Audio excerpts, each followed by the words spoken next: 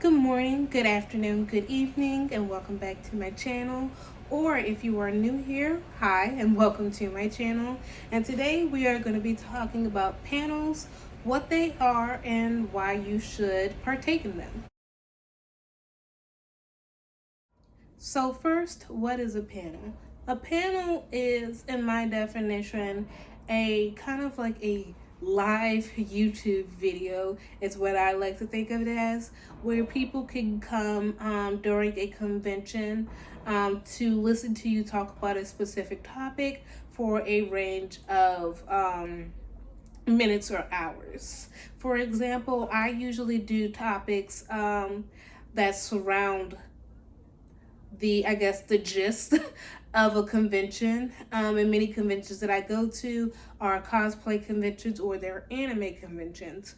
And so I mostly do it surrounding either cosplay or anime. Many of the times it's for just cosplay or J fashion, cosplay, J fashion, or just sewing in general. But I'm sorry, not cosplays, panels can be whatever you feel that you have a high interest in and what would work well with that convention. Hosting a panel and why you should host a panel is another important question that I usually ask myself, and why a lot of people have asked me. I can't talk today. What a lot of people have asked me: why should you host a panel? Why should I host a panel? What is the outcome of hosting a panel? Well, for one, which is what I like to do a lot, is just a little insiders tip, is that many conventions where you host a panel and you do get accepted, you get a free badge because you're basically doing a service for that convention. However, that should not be the reason you host a panel. If you want that to be, that is your prerogative. I can't tell you not to do so. However, many of people have something that they're very interested in, and they just want somebody to listen to them talk about that topic. Or there are people that are scattered around this country or scattered around the world who really are interested in a specific topic and want to know more about this topic and want to hear other people's perspective on a topic. And hosting a panel can help you kind of close that gap in that community, so that you can talk to other people and have a conversation with other people about specific topics.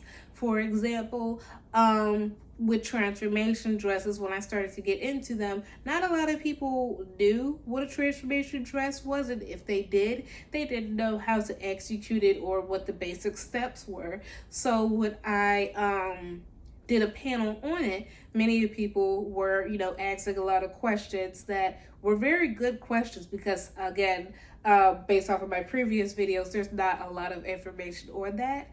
So not only were they asking relatively good questions about transformation dresses and how to get started, they were also asking about like the construction and what you should do and what you should not do so that your transformation dress will turn out well. You also have people who do gaming panels, which is another aspect of going to cons. Gaming. There are also gaming conventions. I don't really go to gaming conventions because I don't game, but you can host a gaming panel, whether it be kind of like Jeopardy or Family Feud, or if you want to sit for an hour and a half and talk about Call of Duty, you can definitely do that as well and go into the aspects of your interest. Hosting a panel doesn't always have to be, I guess, centered around the main aspect of a convention. It could be whatever you choose for it to be, and whatever you feel that you have an interest in and want to talk about a lot. So where do I host panels and where can you host panels? I host panels mostly at anime conventions or cosplay conventions. Uh, for example, I do a lot of panels at KatsuCon, which is in Oxon Hill, Maryland, in the National Harbor area. And those, again, are based on J fashion and cosplay. Uh, you could host conventions there. You could host conventions at Otakon, which is in DC, which is another anime convention. There's also costuming conventions, which isn't the same thing as cosplay. It's more based off of like the technique of costuming and other aspects of costuming that isn't cosplay, whether it be for theater or whether it be for fashion. There's gaming conventions that you could go to. There's also, I believe it is, I think it's called KCON, which is like a K-pop convention. You could do that as well. There's a lot of genres of conventions that are out there for many people who are in that specific niche and like those type of interests. So whatever you have a heavy interest in, I'm pretty sure there's a convention for it. And if there is a convention for it, I'm pretty sure that they are always going to be looking for people to host panels. Now, as far as hosting panels, you also want to make sure that you do not miss the deadline. I know for the panels, for the conventions that I host, sometimes they don't post that, hey, programming and panel applications are out up until this time. I know a lot of them don't do that, so you also want to stalk the page to make sure that you don't miss the deadline and that you get your entry in on time. So, how do you sign up for a panel? Many times conventions will have a website, whether it be a Google Doc or something of that nature. They have it in a section of their website that will allow you to basically sign up for that panel of your choice. And that will basically put you into kind of like a waiting game. That's essentially what it is because a lot of people or a lot of conventions that do panels, they have thousands of submissions. So they will never tell you then and there, hey, you got to accept it because that's just crazy to think that you can just be accepted on the spot as soon as you submit it. But anyways, signing up for the panel, you would go to wherever it would more than likely it will always say programming or panel registration. You will go to that, click on it, and follow the instructions there. Many of the instructions are they vary based off of the convention. For example, Katsucons is pretty straightforward, but if you were to go to somewhere like BlurredCon, Otakon, or let's just step outside the DMV and say Colossal Con, theirs could be, they vary based off of the convention. Now, a little side note. I know that there are some conventions where the more popular it is, the more panels you may have to do in order for you to get yourself a free badge, which is why I always say, don't do it. Don't sign up for a panel just to get the free badge. Sign up for that panel if you really want to talk about it and that is something you're really interested in. Because I have done that once. Okay, speaking from experience, I believe it was Katsucon where I had to do 3 panels. I still got the badge. I only needed to do 1 panel to get a badge. However, 3 panels for a convention and they were all in the same day. So I didn't really enjoy that.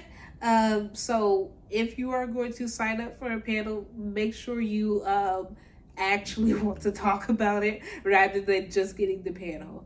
I know for Colossal Con, a friend did tell me that you do have to sign up for, I believe, 3 panels, and all 3 have to be accepted in order for you to get a free badge. So again, it falls on make sure you actually want to do the panels you sign up for.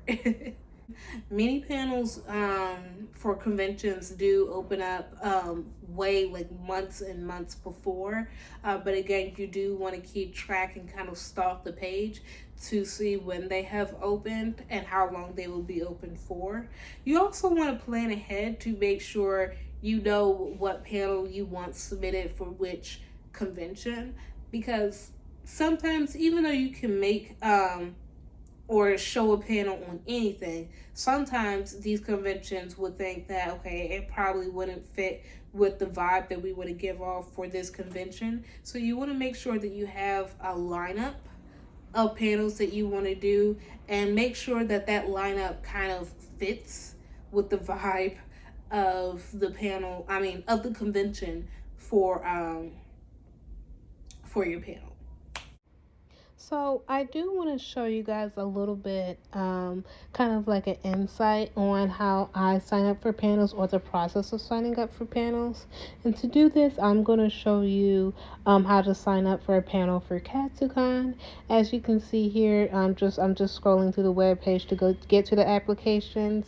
That part is going to show you kind of like the rules and everything that you need to know before signing up.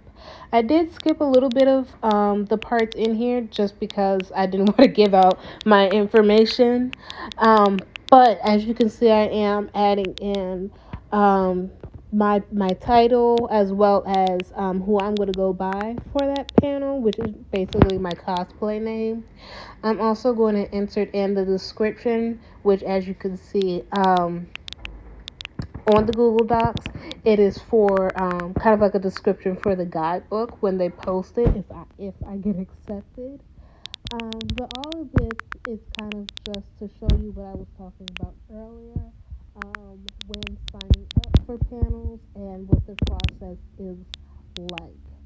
And it's a very straightforward process as long as you know what you want and what you plan to achieve for these panels. And at many panels, especially many conventions, will ask you, well, why should you want it? Why should we have your panel here? And that's just a way for you to explain to them that this is a good reason to have a panel here because of X, Y, and Z, whatever your explanation may be. I always have a hard time doing it, as you can see here, because I can never know what to say or how to articulate it right. So I can get my point across in kind of like a couple of sentences. I was never good at that. But I'm just going to show you guys a little bit more on how to sign up for a panel for a convention. This is mostly for anime conventions, but I do believe that it is the same process all around.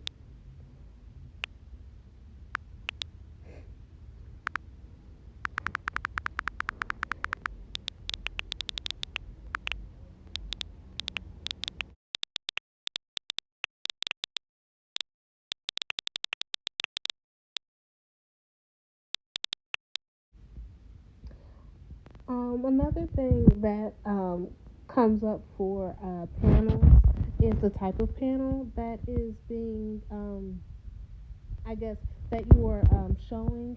As you can see, they have ones that are for Japanese inspired. They have workshops where you can teach people how to make things. You also have ones where it's kind of like a idol, or kind of like a mini concert that you could dress up in cosplay and dance or perform during that panel. So you do have a variety of panels going on. Another important thing that you want to remember is the type of equipment that you're going to need for that panel, whether it just be your laptop and phone, or if you need a speaker, lights, whatever, what have you. It's very important to let the people at the convention center know, just so that they can have some extra tools in hand for your panel. Who can you host a panel for? This also goes off the topic of where you can host panels. You can host a panel for anybody that allows you to host panels. Um, panels aren't really a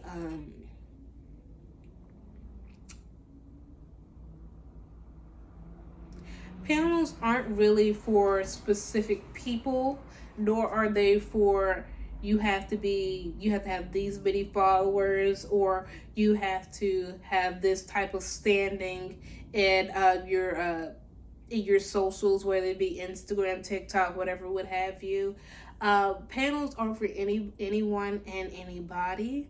Um, so hosting a panel and who you can host it for is literally for anyone and anybody. That also goes with, again, another side note, cosplay competitions and being a guest at conventions. While I have never been a guest at conventions, I have done competitions, and many of times when people want to do competitions, they feel as though they have to have some type of standing socially, or even within how they make their costumes and how they present their costumes.